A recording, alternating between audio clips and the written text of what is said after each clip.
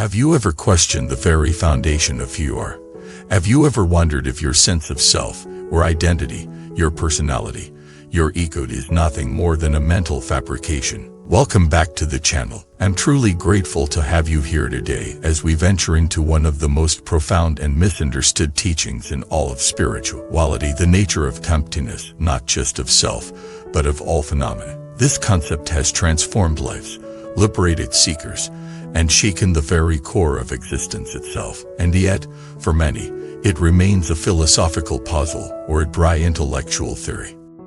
But what if I told you that understanding emptiness isn't about abstract thinking, it's about freedom? Freedom from suffering, from illusion, from the endless cycle of craving and clinging. Today, we're going to bring this concept to life, and not through complex doctrine, but through a story. A story that reveals, in the most ordinary of moments, the extraordinary truth that can set you free.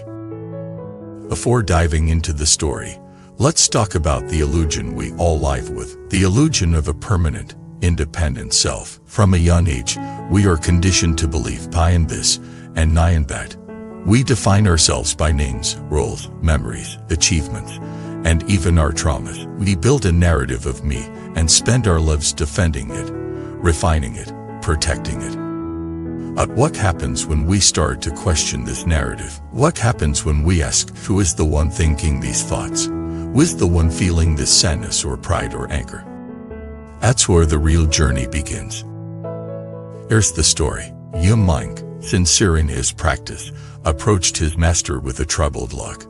"Master," he said, "I've studied all the teachings, I've memorized the sutras, meditate daily, and I still suffer. I still get angry, jealous, fearful. The master looked at him with kindness and said, "Because you still believe in the naive who suffers." The young monk was confused. "But how can I not? I feel the pain." The master replied, "Come with me." He walked to a nearby stream. A water flowed gently over rocks, clear and cold. The master pointed and said, "Reach into the water and grab a handful." The monk bent down, scooped up water, and watched as it slipped through his fingers. "Try again," the master said. The monk tried, and again, the water slipped away. "Do you see?" the master said. "The more you try to hold on, the more it disappears." The monk said nothing. "Yourself," the master continued, "is like that water. You try to hold it, define it, control it, but it cannot be grasped. It is fluid, empty of fixed nature, and yet, without trying to possess it, you can still drink from it, feel it, bathe in it." That moment was a turning point. The monk realized that his suffering wasn't coming from the experiences themselves, but from his attachment to the identity experiencing them. He had been saying, "I am angry," instead of "anger is arising." He had been saying, "I am a failure," instead of "the thought of failure is present."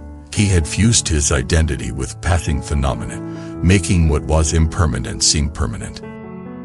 And that is the root of suffering. The teaching of emptiness doesn't mean nothing exists, means nothing exists independently, permanently, or solidly. Everything rises in dependence on causes and conditions. Everything is in flux, including you. You are not the same person you were 5 years ago, or even 5 minutes ago. Your thoughts change, your emotions shift, your body ages, yet we cling to a static tie, like a mirage in the desert. And here's the beautiful paradox. When you stop trying to find a fixed self, you find freedom. When you let go of the need to be someone, you become everything. You become spacious, fluid, compassionate. Let's bring this into everyday life. When someone criticizes you, what hurts is not their words, it's the sense of tie that is being attacked. If you deeply understood that the self is empty, criticism would pass through you like wine through a net. You might still feel it, but you wouldn't be bound by it. When you feel anxious, it's not just the emotion, it's the story that I am an anxious person. That identity makes the emotion heavier, more personal, more painful. But when you realize anxiety is present, but it is not who I am, everything shifts. You begin to see emotions as weather passing through the sky of awareness. You begin to see thoughts as birds flying in and out without permission. And you begin to rest not in the identity, but in the space in which identity rises. This is the secret. You are not the content. You are the context. You are not the drum. You are the stage. You are not the wave. You are the ocean. And from this place, you respond to life and not react. You love without clinging. You act without ego. You speak without needing to be right. You live without fear of death, because what you truly are was never born and can never die. Let's return to the mind. After that moment by the stream, his practice changed. He no longer sat to achieve enlightenment. He sat to dissolve the illusion of the one seeking it. He no longer tried to become a better self. He practiced seeing that the self was already a projection. And in that seeing, peace emerged, not because the world changed, but because he no longer needed to control it. This is available to you too. Every time you pause and question, who is the one experiencing this, you take a step toward freedom. Every time you shift from I am angry to anger is arising, you loosen the grip of suffering. Every time you observe your thoughts without attaching, your awareness deepens. This is not a quick fix, it's a lifetime of practice, but it's the most worthwhile journey you'll ever take. Because in the end, what you're looking for is not some ideal version of yourself. You're looking for the one who is already here beneath the stories, the masks, the fears. At one is silent, spacious, and free. At one is not a person, but presence itself. So, I invite you now to take a moment. Close your eyes, feel your breath, watch your thoughts, don't judge, don't analyze, just witness. Ask gently, who is watching? Don't look for an answer, just rest in the question. That silence, that space, is the doorway to your true nature. It's not dramatic, it's not light, but it's sacred, and it's always here.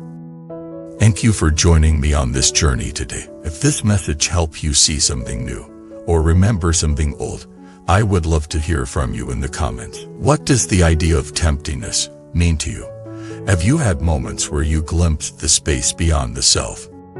Please like this video, subscribe to the channel, and consider supporting this space of deep reflection and honest conversation by becoming a member. Every voice here matters. Every heart is welcome.